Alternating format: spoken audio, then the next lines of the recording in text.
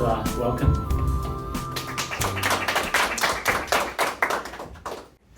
Thank you guys. So, my name is Matt Sherman. I'm really excited to be here today to speak with you guys. And today, we'll be talking about music and data science, gaps to evade compliance, big tech and label giants, classic hits and famous clients. You're gonna learn something today, I promise, with this age of AI upon us. Data mysteries and history of music, and the key factors contributing to it. So, let's begin. My partner Journey here, he just filmed my performance. And he posted it on Instagram.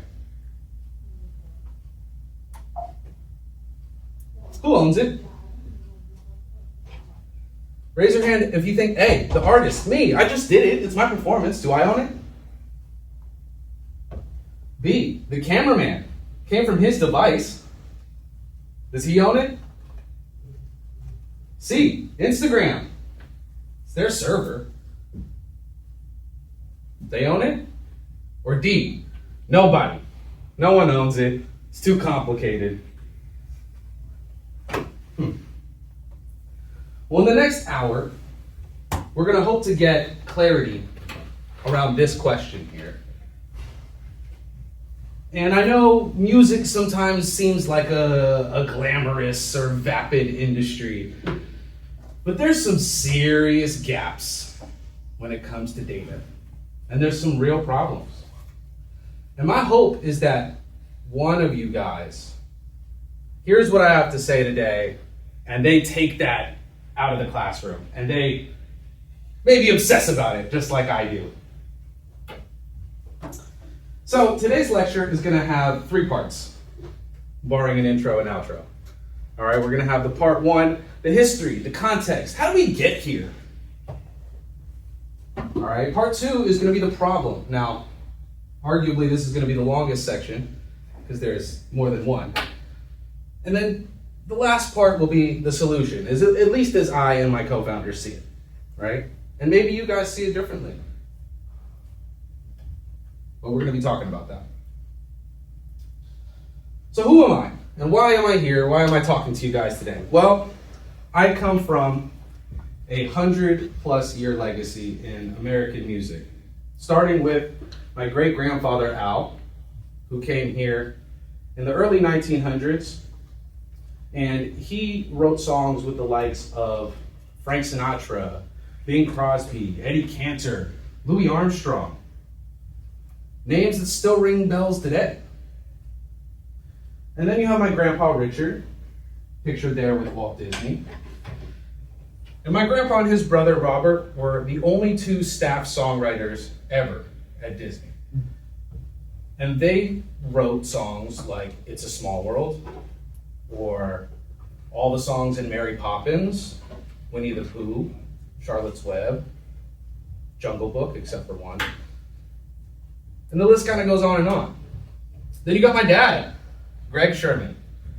He produced a ton of television shows in the 90s. He won an Emmy for When Ben Stein's Money. He did Card Sharks, he did Sports Geniuses, and he wrote the music for a lot of that. When they cut to commercials or when someone got an answer wrong, he wrote all that. And then you got me, Matt Sherman. Not a bad looking bunch, I must say. So let's go a little bit into myself. Well, I'm also a music artist, and I go by the name Str3, and I've been writing for over 20 years, but in terms of actually recording and distributing my music, probably more like 15. Okay? And that's a bunch of different platforms over the years. Now, 2017, I graduated from the University of Southern California. Okay? I got my bachelor's in communication at Annenberg, but I also minored in music technology. After SC, I went and I was part of a music tech startup called Beat of the Week. We put up 1 instrumental per week, and artists from around the world would submit their verse at a chance for $500. We have 300,000 users and people rapping in different languages all the way from Venezuela to Nigeria. That's a lot of data. It's a lot of music. Eventually, decided, you know what? We got to do our own thing. We have to own the way that this data functions. We have to own the way that all of these collaborations can come together. And so we started our own company, Str3amcore, myself and my partner Journey, other partner Leg. And Str3amcore was built to provide opportunities and access to creators with new technology, right? So we were doing live streams, we were creating content, we were making albums with all of these people around the world, and we were selling that content on the blockchain. Made some decent money for people around the world, but we kept falling into the same problems, the same issues, the same gaps. The analytics across all these different platforms, the payments across these platforms, the ownership, the copywriting, there was just always the same issues. So we pivoted. And now we're working on Str3amcore Labs, where I'm currently the CEO and co-founder. And at Str3amcore, our goal is to manage the data transparency within the music industry. I think we got a couple more people coming in.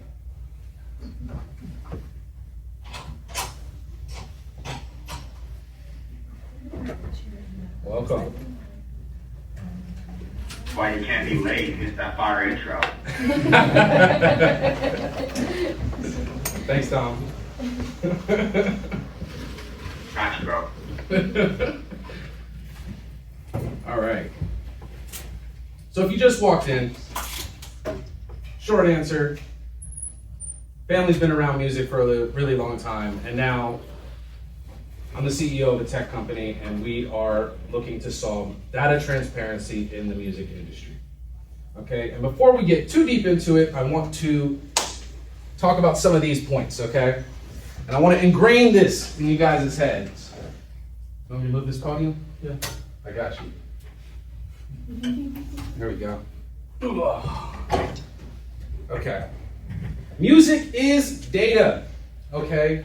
And we're going to talk about two different types of data. We have the primary data. This is the stuff that is naturally embedded in here. The artist, the collaborators, the notes, the lyrics, the BPM, where it was recorded, what was it recorded with, when, who published it, what album's it part of. Those things aren't really going to change, right? And then you have the secondary data. This happens after it goes out into the world. The plays, the streams, the album sales, royalties, performances, likes, comments, shares, licensing deals, remixes, all of this stuff. All of that for one piece of music. One piece of music has this much of a data set. Now imagine if you have an entire catalog. How many data points there are that we have to look at and manage. Okay. So let's go back. All right, great-grandpa Al, 1920s Brooklyn, and what was called Tin Pan Alley, okay? Big building with rooms full of pianists and musicians writing songs, trying to come up with the next hit, right? And then all of a sudden you have someone, a big fat cat walking in with a suit. Ah! What you got for me? And they're like, here, we got this new one. Ah, terrible title. Throws it on the ground. What else?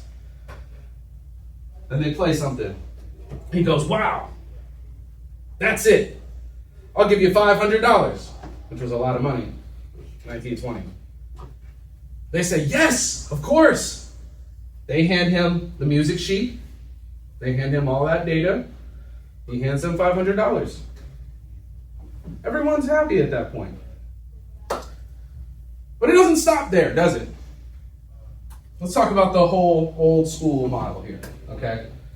We just talked about buying the music rights from the songwriters. But then after that, there's all these overhead costs when the recording industry started. You not only had to pay the performers, now you have this song, you're like, who would sound good on this? Frank Sinatra would sound good on this. So you need to figure out how to get Frank Sinatra in, whether you pay him directly or you give him a percentage or something like that. But then you also had to pay for the tape, you had to pay for the microphones, you had to pay for the studio session, you had to pay for the engineers. That's a lot of money just to record it. Then you get the recording done. Now you have to manufacture it. You have to actually press it into vinyls, right? And this went all the way to CDs, cassettes, all of these. You have to actually manufacture it. But that's not it. Then you have to ship them. You have to get these physical items all over the world, which means you have to have relationships with these record stores to get it on a shelf near you. Not to mention also the radio stations too. You got to get it into the radio's hands. So you need to have those relationships. Plus, then you're paying the fees to all the collection agencies. You're already dealing with all this. You can't go out and collect your money.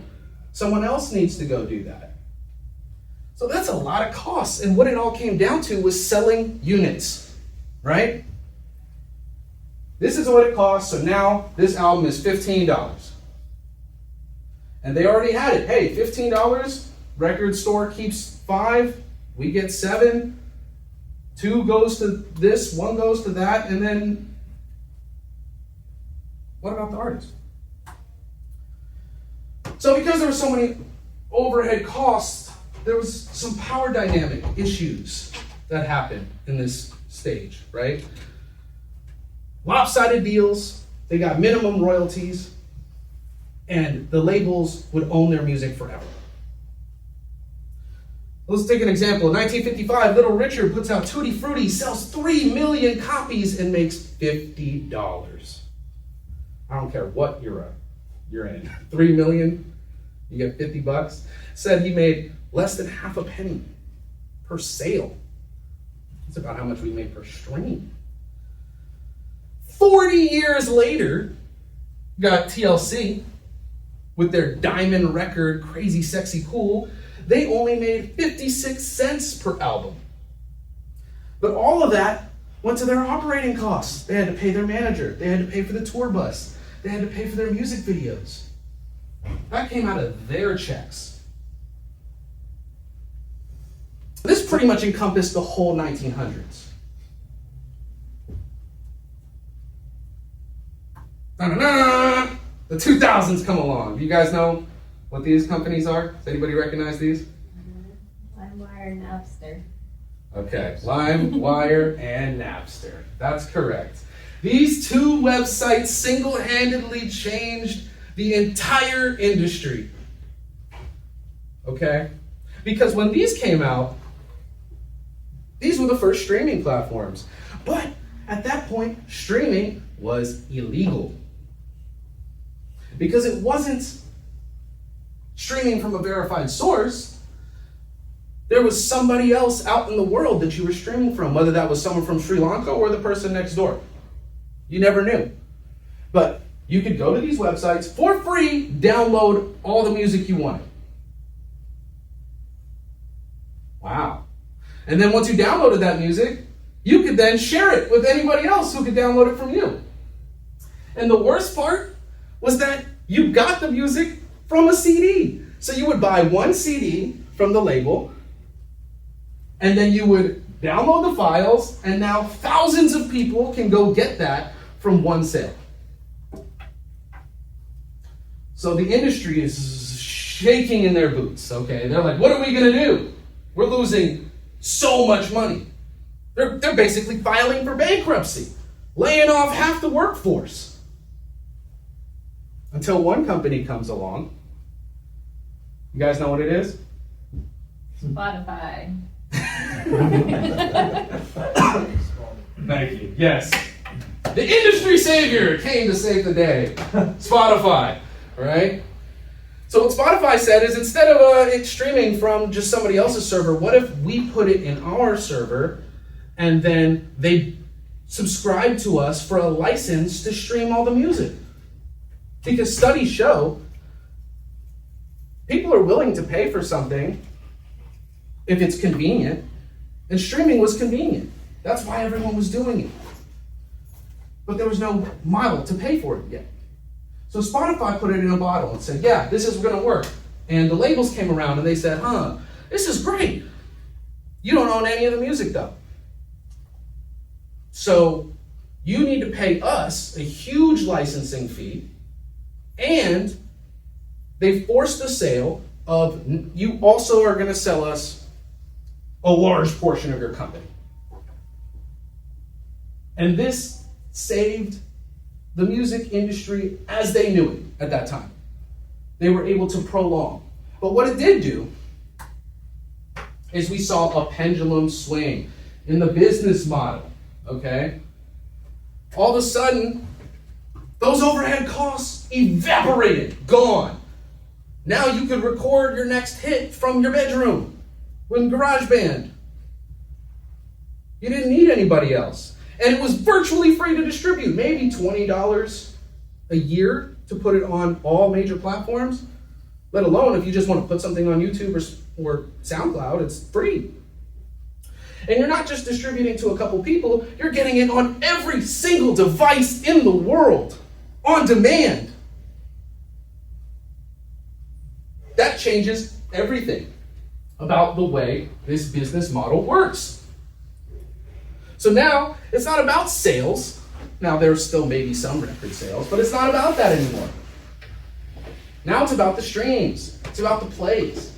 And you're paid per stream. How much? I don't know either. On Spotify, they say it's roughly 0.003 cents per stream. Right? But it really depends per platform. It depends who you are, how many streams you're doing. Now they have certain rules where if you don't make $200, you get nothing in the year. There's all kinds of things changing, but it's all about the streams. Okay, so why is this relevant to data science, right? Is the question you're asking. And we're going to get into the problem here. Because it's a little complicated. So what we have here is inherently the creator and the creation are very separated. Okay? You have the contracts surrounding the music, and you have the file of the actual music itself. Now you're taking this file and you're sending it out to 10 different platforms. Spotify, Apple Music, Amazon Music, YouTube, many, many more. And when you're sending it to them, you're actually sending a copy of your file. And then they take that copy and they store it on their server. And they tag all the metadata. And they see all the usage analytics. And now we're relying on each one of those platforms to honestly and accurately report back to us all of the analytics when they pay us based on those analytics, so it's kind of in their favor maybe not to have it be so transparent. Then on the other side, you have the contracts. And you're sending your contract to royalty collection agencies, performance rights organizations, your managers. You have 4 or 5 different organizations that are managing your contracts also. So now you have to wait for those 4 or 5 organizations to communicate with the 7 to 10 other organizations, and all of them need to agree on the numbers. Each one of them are taking pennies on the dollar, and then you end up with whatever's left. No one's happy with this arrangement. So this is what I look at it like. You got the suits, and you got the sweats. Okay? And there needs to be some sort of trust because they need to rely on each other. Because the sweats, these platforms are the distribution behind all the music, but they need the music to make them go. All the videos on Instagram and TikTok, they all have music, right? And they need to rely on the suits to make sure these are licensed, that they're not going to get sued, right? They need to make sure that all of the contracts are done. On the reciprocal side, these guys are like, hey, you're going to tell us how much you owe us, right? You're going to be forthcoming with how much we're supposed to make.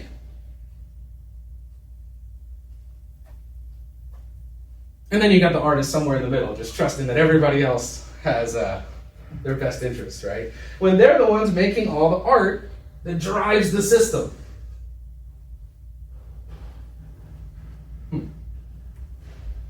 So here's my demonstration of the landscape at that moment, right? You have 1900s infrastructure of payments and all these different organizations and the different people that need to take their cuts, and already that was fragmented and not working. Then all of a sudden you have these 2000s applications. You have social media, you have the streaming platforms like Spotify, Tidal, Apple Music, and you have live stream applications like Twitch, Kick, even YouTube. All of these need to utilize music. But when it comes time to pay for that music, they got to go through this.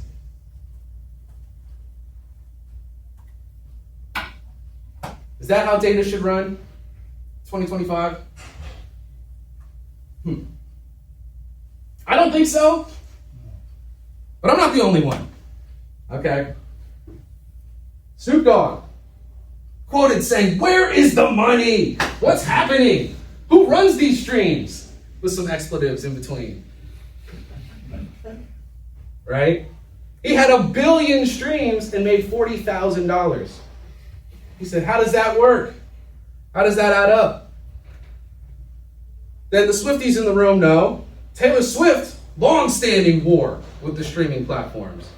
She pulled all her stuff off Spotify.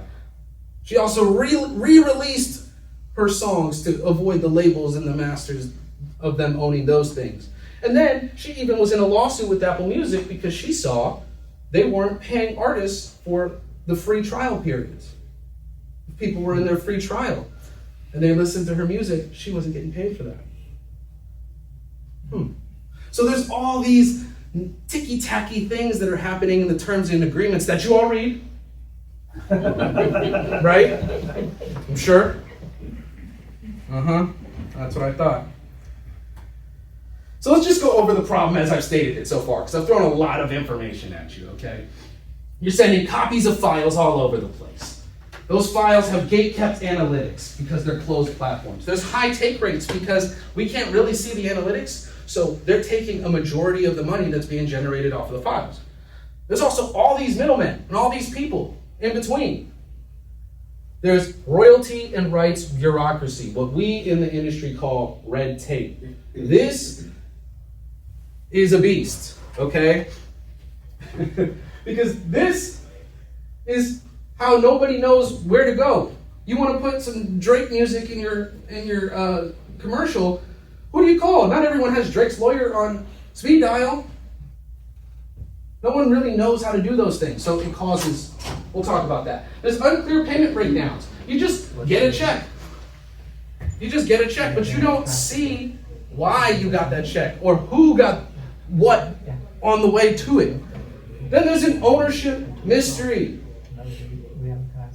The question that we asked in the beginning, where everybody rose their hand. Who owns it? We still don't quite know. There's a question about it. And then there's quarterly payments. They get paid once every 3 months. Everybody else gets paid every 2 weeks. 1st and the 15th, right? Why do artists just get paid once every 3 months? Make it make sense. So let me give you an example, okay? You got the blonde Str3amcore artist. All right, there's something called the Digital Millennial Copyright Act, the DMCA, that my partner over there, he went to Washington, D.C., and he fought for. Yeah. Right? And that Digital Millennial Copyright Act says that you cannot play copywritten music on live streams. You have to license it, which is a good thing. You shouldn't be able to just play whatever you want, right? But here's an example.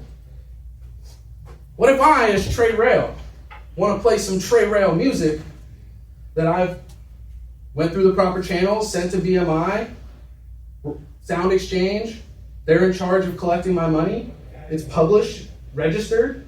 What if I play that on my own live stream? What happens?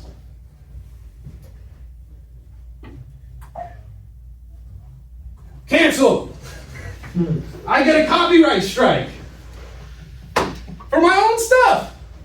Why? Because there's no system for ownership verification. And this isn't just a me problem. There's a ton of other creators that deal with the same thing. Because there's no way for Twitch to know that a Str3am song, that I am Str3am playing my own song, so that I therefore have the rights to play that.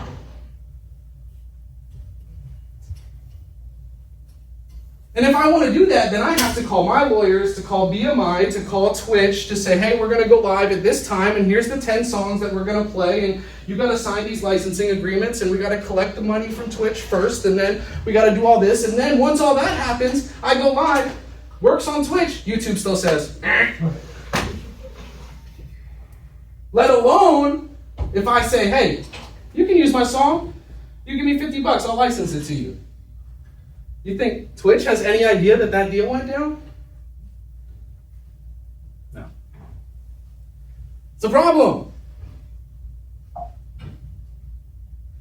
That's the red tape. Okay?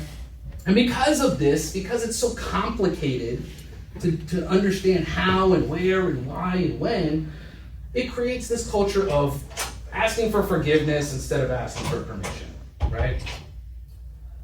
I mean, who in here has just went to YouTube MP3 and just taken a song and then they put that on their video that they can put up on Instagram or YouTube or something? Come on, I won't tell. I've done it because it's like, if they catch you, they'll just take it down, we'll do something else.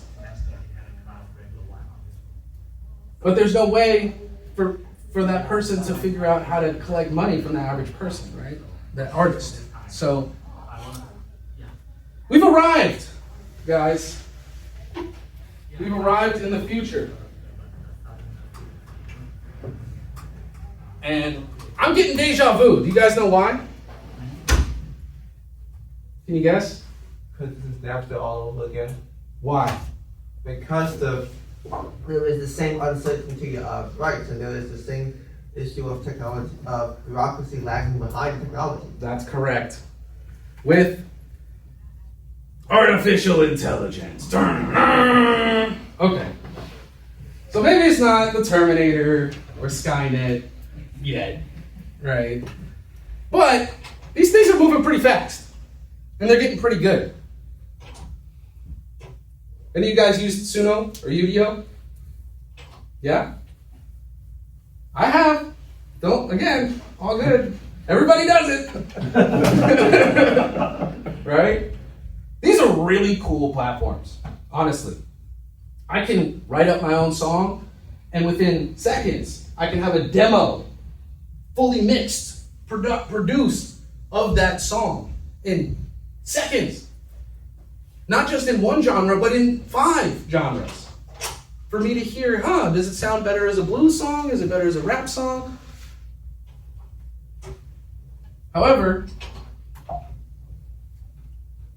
like I said, the suits, they like to sue. And so what we're seeing here is the RIAA, which is basically an amalgamation of all the major labels. I'm talking Universal, Sony, Warner, all of them together. They're suing Suno and Udio. And they're suing them for $150,000 per infringed work. And just like Spotify, Suno and Udio, they don't make music. They don't own the music. So how much of the work do you think is infringement? All of it. Now they got tens of millions of users on these platforms that can generate unlimited songs. So a conservative number is about 1 million daily generations across these 2 platforms. And they've been around for 2 years doing this. $150K per infringed work. Now you guys are the mathematical department, so I'm gonna let you guys figure out the number there. But it's big. It's a big number, and it's growing by the second. Fair use. That's what Suno and Udio say, right? There's got to be 2 sides of an argument if there's a lawsuit. So what are they saying? They're saying it's fair use.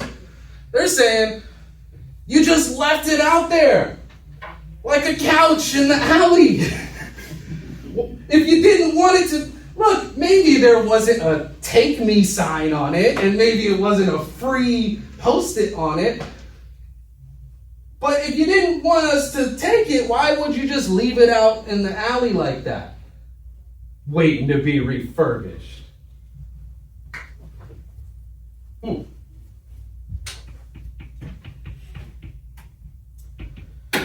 So just to recap again, we have this fragmented system from the 1900s. We have all this disorganized data that's all over the place from these applications in the 2000s. And then now we have closed AI models that are training on this data.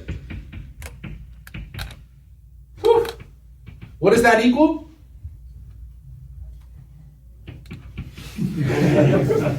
We'll just call it a mess. Okay? Yeah. So what does the law say about these generated songs? Like, what legally, what is it? Like, okay, we were talking about this, but what does the law say? Well, the law says there's no ownership at all when you generate a song. Suno and Udio don't own it, the labels don't own it, you as the prompt engineer don't own it, and the creators they stole it from certainly don't own it.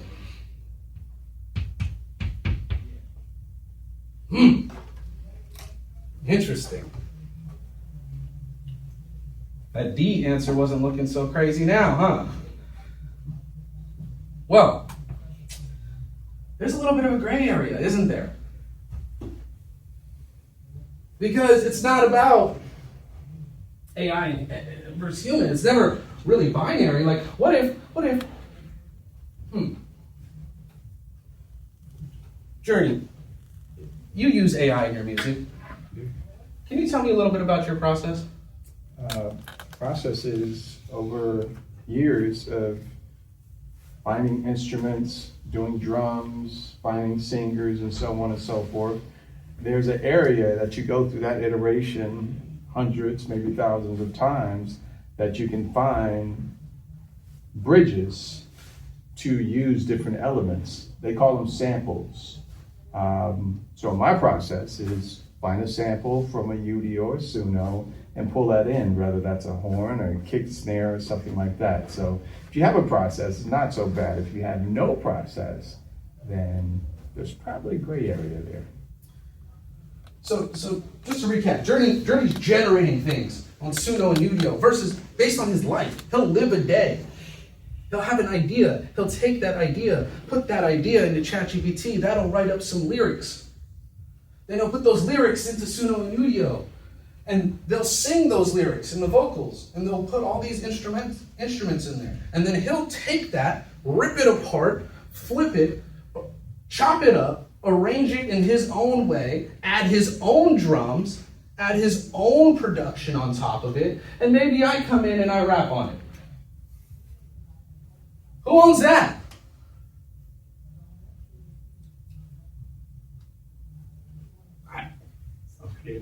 It's unclear. It's a good answer. But let's just say, somehow in a perfect world, we're able to quantify. It's 75% human and 25% AI.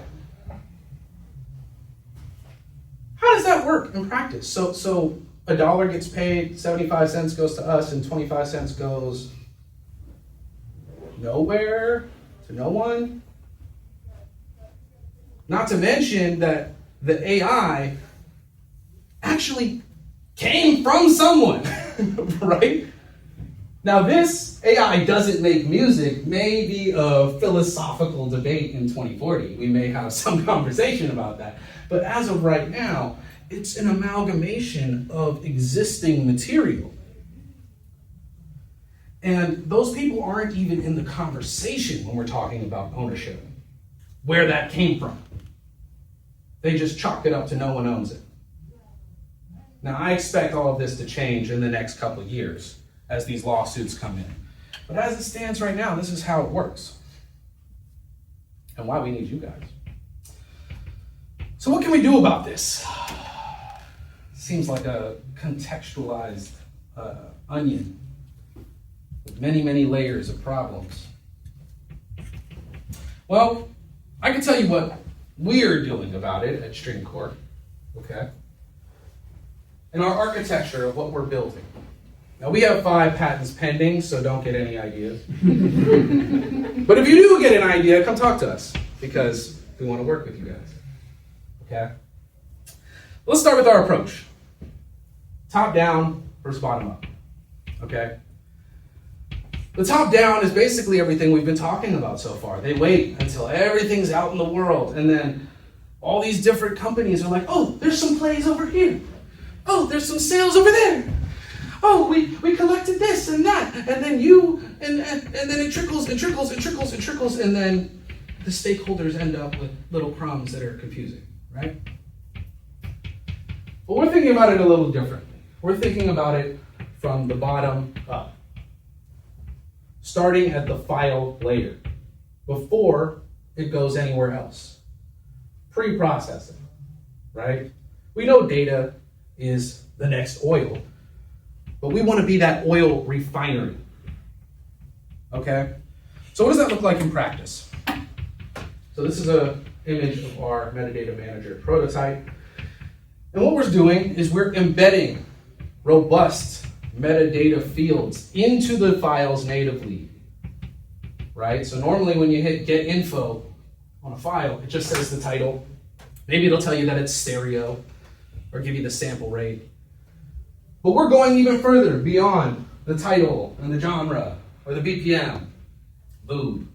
We're going into who are all the collaborators? What did they do? What are their ownership splits? What's the story behind this thing? What equipment did you record it on? All of those things embedded into the file itself before it goes anywhere. So the payment instructions are inscribed on it. Okay? But we take it a step further. You're going to hear me say that a few times. Then we reflect that metadata and the ownership onto a niche blockchain that is specifically built for music rights. Okay?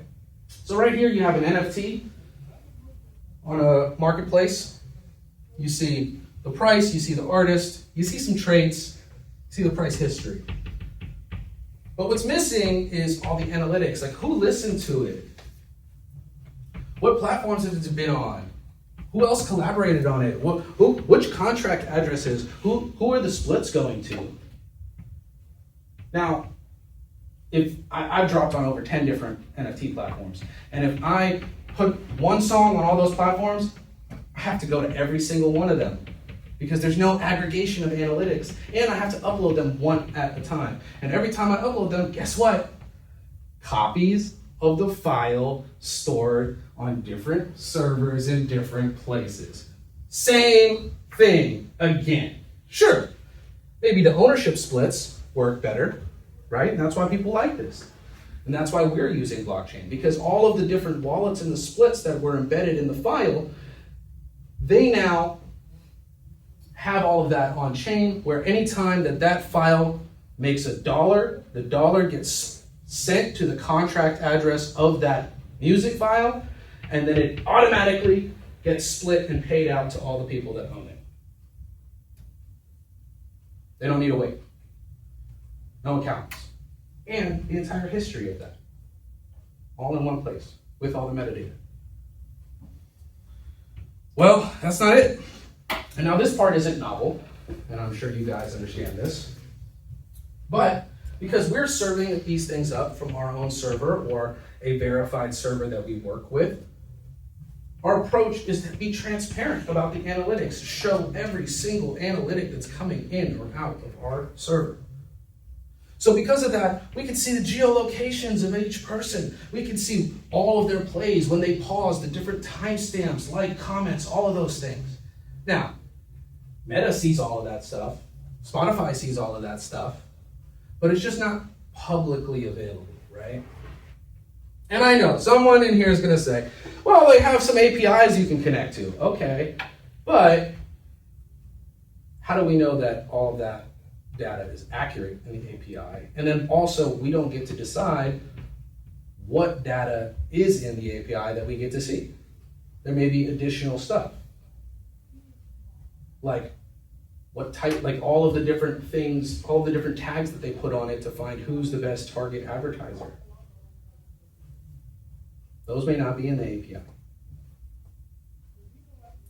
So we want to change that and be transparent about these analytics. And then we want to publish all of this analytics, the secondary data, to the same place where that primary data is stored. So now you go to this dashboard and you see all of the metadata, you see all of the ownership, you see all of the splits and who was paid, and you see all of the transaction or usage history.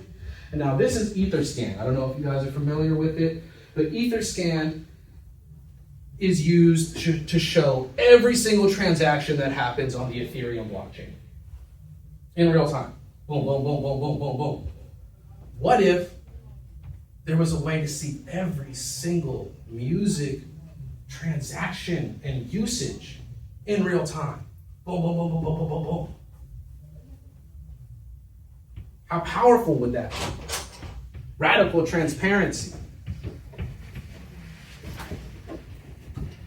And so we don't see this just as a solve for Web 2, which is the social media platforms, the streaming platforms that we see. We don't see it just as a solve for that, because we know where this is headed. We know where this is going, and we want to skate to where the puck is going. And so what we're doing by pre-processing all this data and protecting you in Web 2 is we're also preparing these data sets to be used in Web 3, to easily be able to be distributed on different blockchains, while protecting for Web 2. And not just that, also licensing into ethical AI solutions. Can you imagine what these AI companies would be able to do if they had clean, organized data to work with on a protocol infrastructure layer underneath that could easily pay out, attribute all of the owners?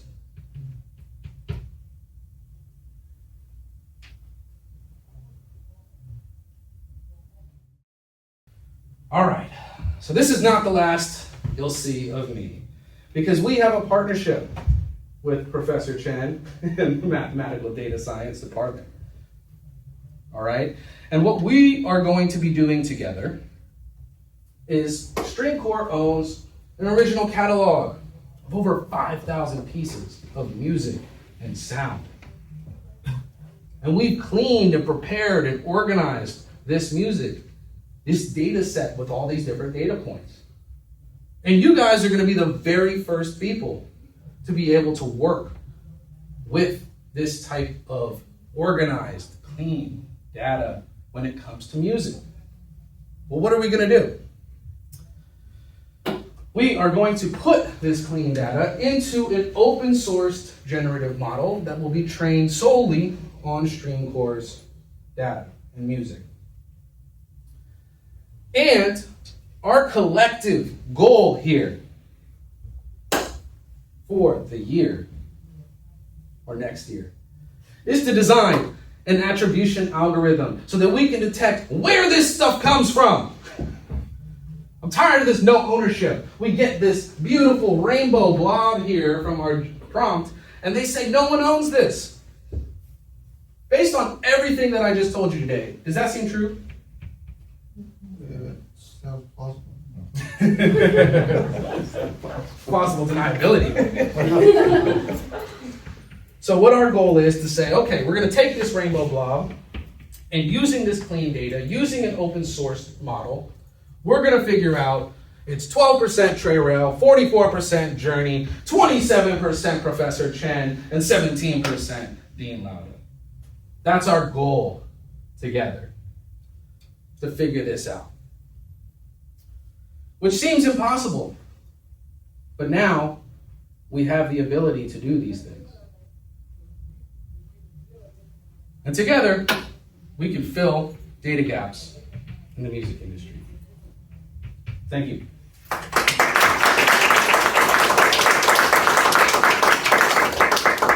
Thank you, Matt, for the very passionate talk. And introduce us to the music industry and open problem relating to data AI, stuff. So we can take questions from the audience if you have some, question for Matt and in general.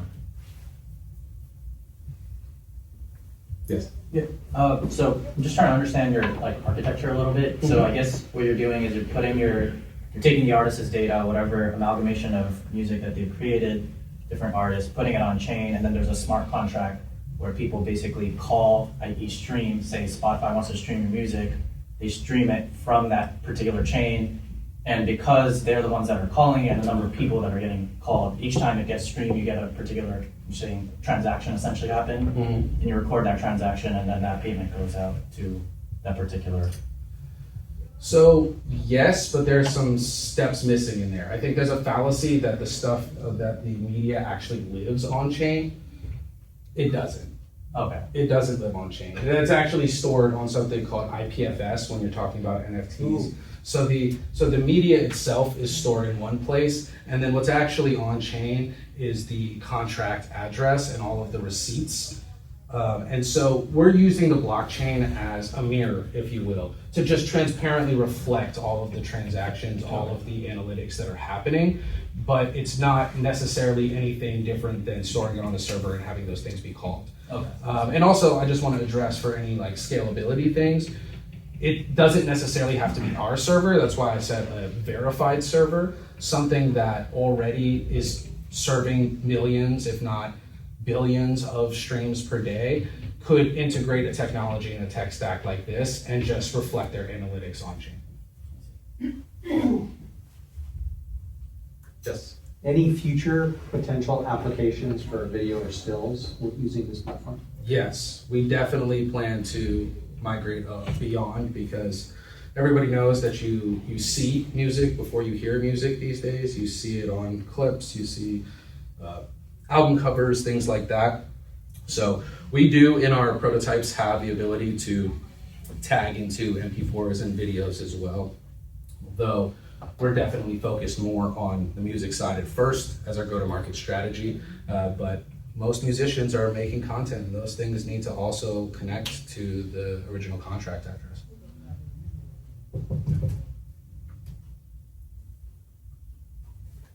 Okay, for the document, I have a question about the last slide. So you showed that This one? right. So basically, trying to decompose an existing piece of music into the parts that came from, say, an original creative artist and the AI that went into this creation. Yeah, so short answer is yes, but the longer answer is we're starting from the bottom up, right? So it's not just, because if that was the thing, I'd just say, let's go to Suno and Unio and let's just print some stuff and see if we can figure out where it came from. But the reality is we have to actually figure out how an open source model works. We have to take a look at all of the data that it's being trained on, and we have to figure out an algorithm based on how the open source model works that says, okay, now I can see that it's sourced to these different pieces of the training data. Because right now, those things do happen. They source them from somewhere, but it's closed and you don't see it. All you see is the end product. And because that's so convoluted, we just say no ownership. But if it's open and we're working from the bottom up, we can start to tinker and see, okay, let's see how we can manipulate these open source models to create some sort of algorithm that can maybe tell us where it got it from. So it may not be you trying to go from the finished product backwards, you know? Yeah. Does that answer your question? Yeah. Perfect. Do you have another one? So this algorithm that you'd be trying to make, it wouldn't be perfect because you're working off of open source. It's just essentially an educated guess as to whether or not. Okay. These things are going to take time. I don't expect this to be perfect, and this will probably iterate beyond what we do together. But this is something that's also very important to us. It's not necessarily our main mission, but it's something that we've been talking with Professor Chen and the department about that we can work on together that could potentially lead after you're gone here, maybe we're still working on these things through internships or even through some sort of position with the company. Yes. Is the input space the whole like open space, or do we have like guesses that like think it up like because the input space seems like really large here. Like I mean, probably the problem is designed to sound vague itself, but I don't see how that's possible given how big the input space can be, right? I'm sorry, can you explain to me what your input space is? Well, I mean, given what I heard, what I was thinking was you're probably trained this with the input space being the whole data set of music, media, and that's pretty big, and that's going to be overlapping. Oh, you're talking about all the media in the internet? Yeah. No. Well, just music in media without, within. No, so It's just on there. we're working I know, but with even- just our catalog. I see, but even then there might still be overlap, no? Uh-huh. And that's kind of my concern here. Like I'm not sure if like the overlaps. And even then, like 5,000 songs, there would be like really small attributions here and there. You know? Uh-huh. That's kind of what's on my mind right now. Like clearly, it's Yeah. not, yeah. Yeah, it's a big problem, isn't it? Yeah. It's not an easy thing. You're not going to do this in a night, for sure. I see. Yeah. Because I'm also curious on how you can attribute it to artists, mayhaps, or something else that doesn't separate it to like every single song, because that is just gonna be like so minimal. Yeah. And then you can't even attribute correctly. But the problem with attributing it to a single artist, right, is because that artist, music is a team sport often, right? And so when an artist releases something, it's not often just that person as the owner. Mhm. Oftentimes they may give percentages to their engineer, they may have the producer, they may have whoever influenced them that day. If people are in the room, if I record a song right now and you're all in the room while I'm recording it, you all get a little piece of that. That's how it works. So you're kind of discounting all of the other collaborators and stakeholders if you just attribute it to the artist. I understand that, but if you like the artist can do their own attribution, you know. So my thought process was we can attribute it to different artists, and then the own artists can work on within their own systems. That's kind of the thought process here. I'd be curious to see how you flesh that out and theorize that the artist would be doing. Something I'm just thinking of is, as I do listen to really strong music, I know that each like artist has their own style, and so I think the one way I see this being done is you figure out how like which styles are in the song, how it relates to each artist, and then you can tweak out the other parts. Because my experience is there definitely is a lot of noise, but there's a lot of style that you can like distinguish between artists. I'm a rhythm gamer, that's why. Yeah. Okay. So yes. I think this is something we're all going to work on. Everybody's going to attribute things differently, and I'm just really curious to see how you attack it versus somebody else, and what you believe is important versus the next person. I would encourage you to maybe talk to other creatives too and see what they think is important. You know, I'm not the only person in a vacuum. That is and this is just the solution that we've come up with after thinking about these things, but it's not necessarily the only solution. And it's going to take a lot of brilliant minds like yourselves thinking about these things to actually get to something that works, because even what you just said works 50 times better than the system that we have right now, right? But we're trying to get to something really that is equitable for every single stakeholder. Understandable. That's gonna be hard, yeah. It is. Do you think the MCA should be changed if the burden of proof is not on the content creator? Ooh. That's an interesting question, because the DMCA, it's like when you get a copyright strike on YouTube or Twitch, right? It doesn't tell you YouTube gave you the copyright strike. It says Universal gave you the copyright strike. So to your point, the burden of the proof is on the IP owner. Right? On the person who receives the counter notice. On the person who receives the notice. I don't think the burden of proof should be on the person who receives the notice. I think there should be a better system in place in general where those notices don't have to get given. And in fact, I believe that rather than there being a copyright strike, we can say something like, hey, this music that you're using is copywritten.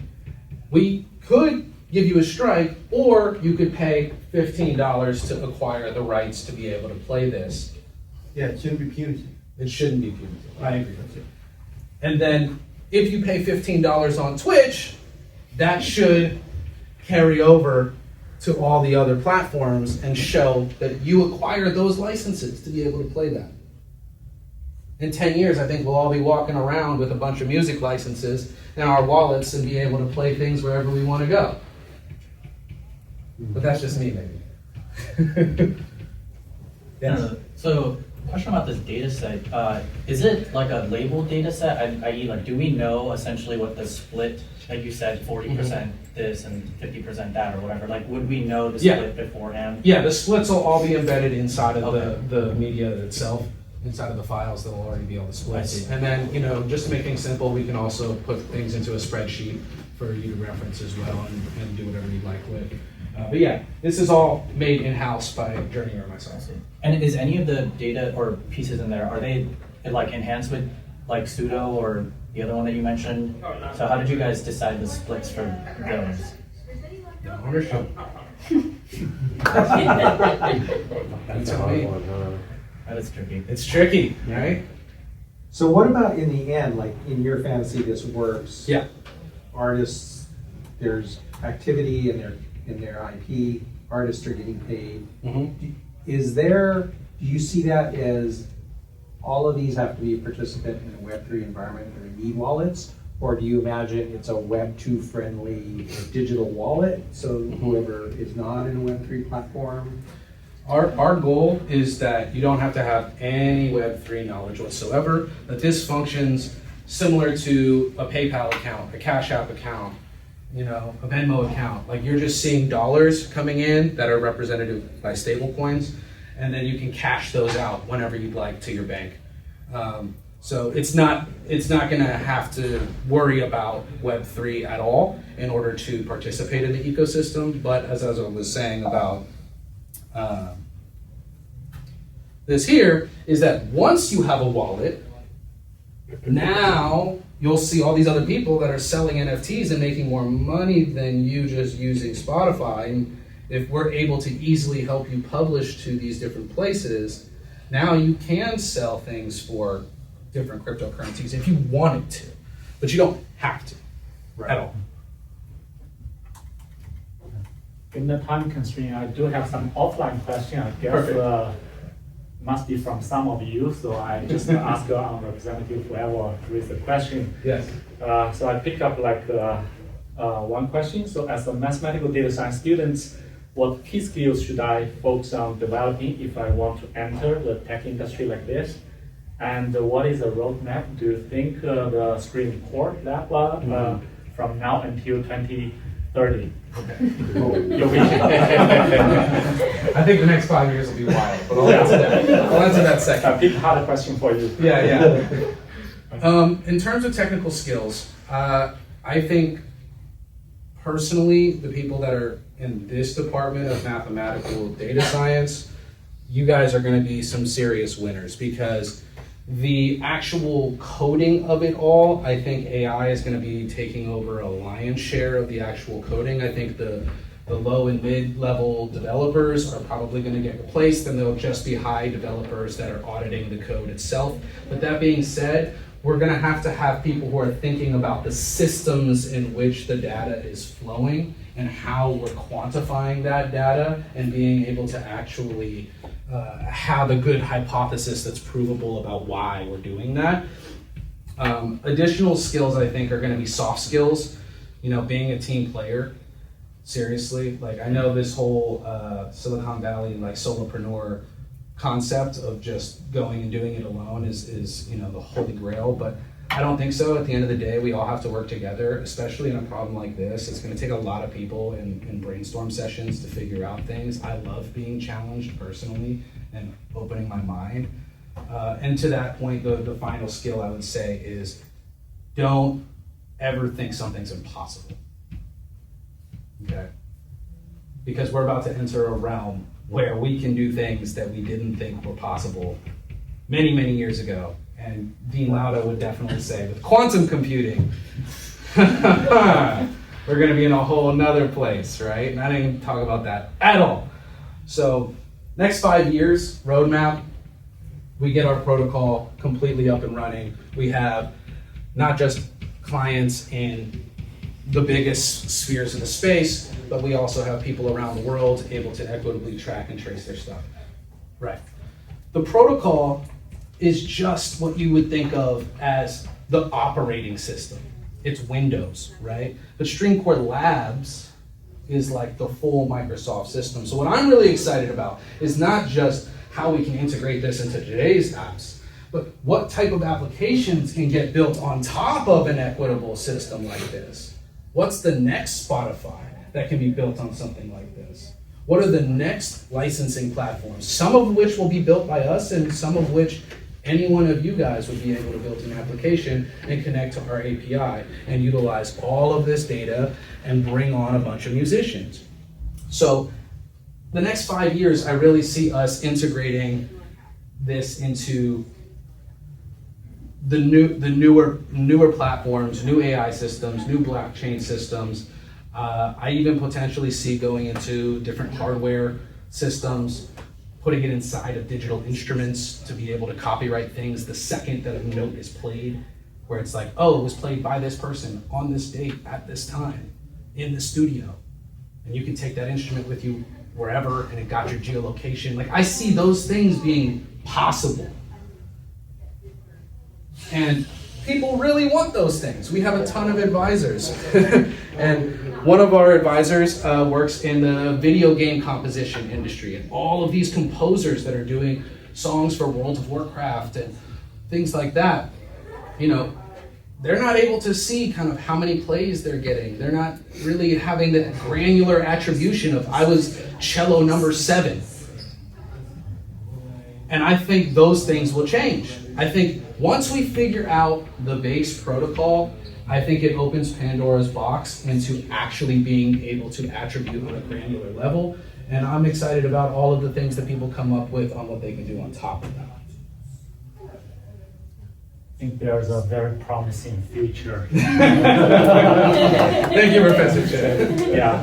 So, I think Matt, we will have lunch right after this talk here, and if you have any additional question you want to talk to Matt and probably the co-founders of Later, right? Later and Journey will actually make the labels, I believe, some of them. So feel free to interact and let's thank Mike and the speakers.